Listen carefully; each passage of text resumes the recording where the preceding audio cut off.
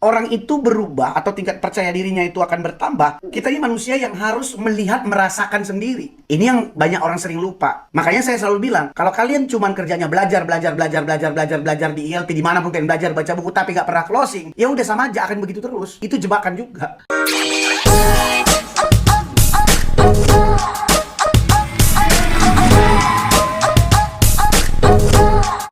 Lah kok aneh, Bang Indra kan trainer, belajar kan penting. Iya, tapi kalau kamu nggak do action, nggak ada hasil, based on result, yang buat aku ya sia-sia gitu loh. Kamu belajar tapi harus ada resultnya, kamu harus action. Permasalahan misalkan ketakutan berhadapan dengan orang, ketakutan presentasi, ketakutan menawarkan produk, ketakutan mengundang orang, ketakutan closingkan orang. Selama ketakutan itu kamu nggak hadapin, ya kamu akan di situ-situ aja. Ada yang istilah bilang face your fear. Paling gampang untuk mengatasi fobia adalah dengan kita menghadapi ketakutan tersebut. Takut ketinggian, mencoba di ketinggian. Takut dengan misalkan sesuatu binatang, kita harus pegang binatang itu gitu. Selama kita nggak menghadapi ketakutan itu, ya fobianya akan ada terus. Sebenarnya sama juga. Banyak orang alasannya dengan nggak enakan, malu. No, itu cuman ilusi imajinasi yang dikarang oleh alam pikiran kita untuk mengatakan bahwa kita takut sebenarnya fear. Ya, atau sebenarnya bukan fear, anxiety, cemas. Karena kalau the real takut itu kalau misalkan rumah saya tiba-tiba ada harimau, itu memang takut betulan karena ancamannya itu real kan. Itu takut betulan memang. Tapi kalau yang ditolak, nggak berani ngomong, ngajak meeting undang orang pun ragu-ragu,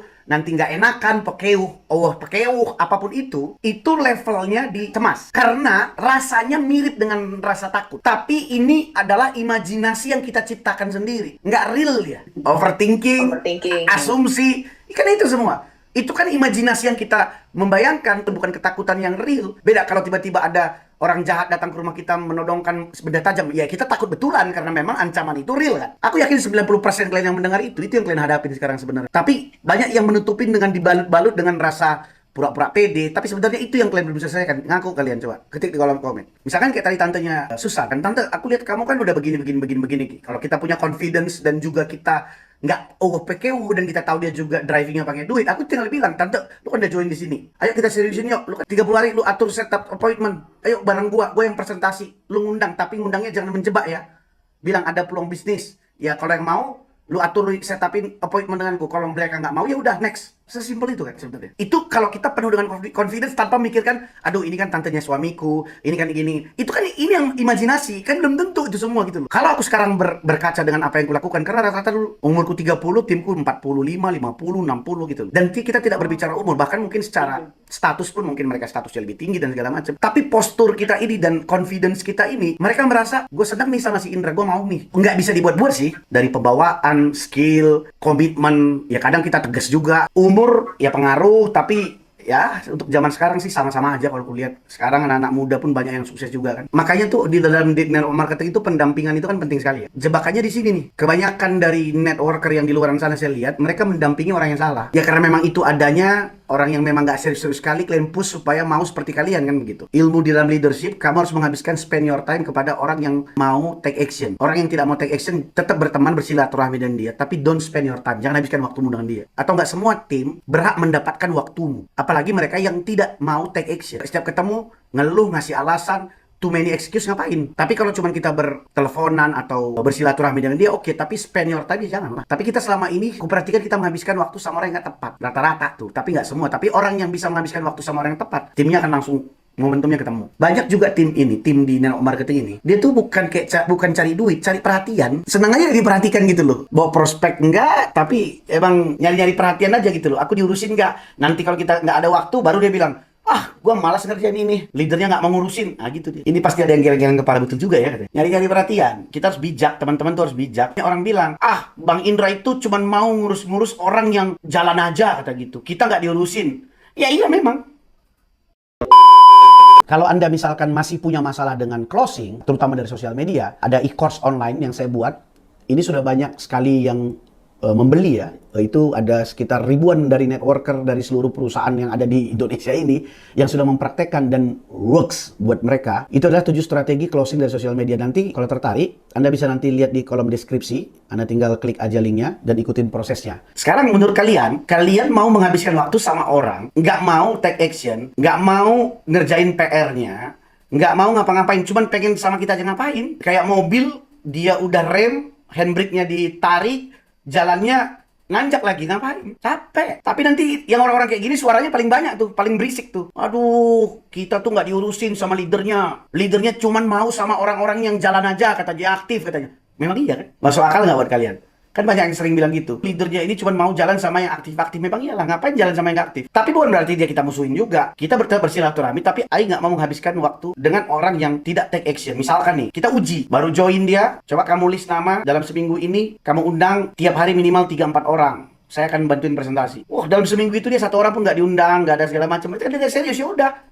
Tetap berteman karena dia udah join, tetap bersilaturahmi, tapi kita next. Jangan terus itu yang dimotivasi itu. Ya, kamu buang itu, maksud saya kamu menghabiskan energi sama orang yang nggak tepat. Clear ya teman-teman ya? Atau ibaratnya udah tahu tanah nggak subur, tetap kamu mau nanam di situ. Kamu siramin pupuk pun terus tanah udah nggak subur. Kamu bantu pun terus pakai pupuk tiap hari, ya tetap dia nggak berbuah. Ya saya tahu nih, mungkin teman-teman dari banyak yang merasa kok gitu ya. Bukannya kita harus ngurusin semua coach segala macam. Kembali lagi cara pandang saya tentang network marketing ini jelas-jelas berbeda. Saya nggak mau teman-teman mengulangi cara-cara yang maksudnya gini loh.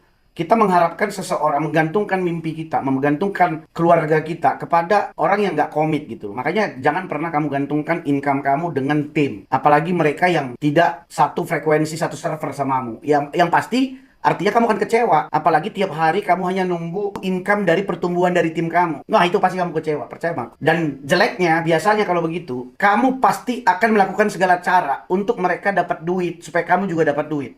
Mau itu caranya ngaur, caranya apa? Karena udah bukan lagi kepentingannya itu kepentingan bagaimana membangun jaringan buat jangka panjang, tapi kepentingannya uang cepat. Makanya hati-hati, gue bilang. Seharusnya gimana? Kalau misalkan walaupun kamu punya tim, tapi tim kamu nggak produktif, ya tetap kamu edukasi dia, iya. Tapi ya bagi yang mau dong. Nah, maksud saya tidak menggantungkan hanya kepada mereka. Ya kamu tetap sponsor orang. Timmu mau bekerja dan mau dibina, ya kamu bina. Mereka mau menyempatkan waktu untuk mau action, kamu dampingi. Tapi kalau mereka nggak mau dan mereka jual mahal, ya kamu juga nunjukin. Nggak ada kau pun, aku bisa. Gitu loh. Dapat nggak mindsetnya?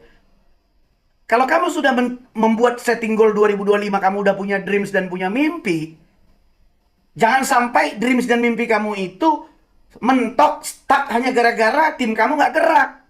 Kamu nunggu-nunggu jadinya.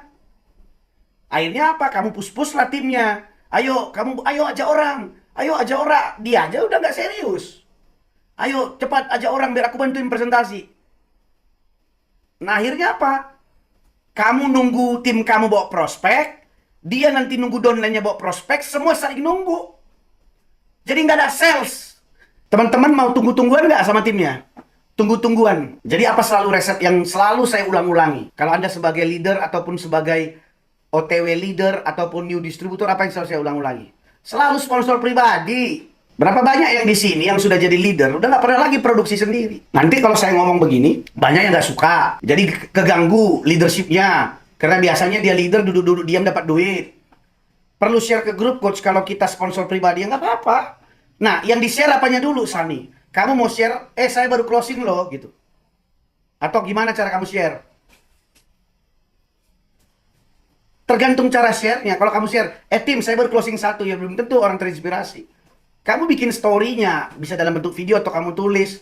Kenapa kamu produktif, dari mana kamu kenal orang ini, apakah memang hot prospect, terus bagaimana kamu approaching-nya, prosesnya kamu sampai bisa bikin closing, ya kamu ceritakan, kamu share, supaya mereka bisa terinspirasi.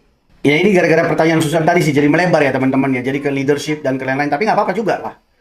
Ya, aku terus nggak bosan-bosan mengingatkan kalian. Coba kalian cek di perusahaan kalian, atau di organisasi kalian, siapa yang leader besar yang masih jadi top sales atau top sponsor. Ada coach sebulan bisa 30 orang. Nah, itu bagus tuh. Nah, itu harus ditiru, Cici.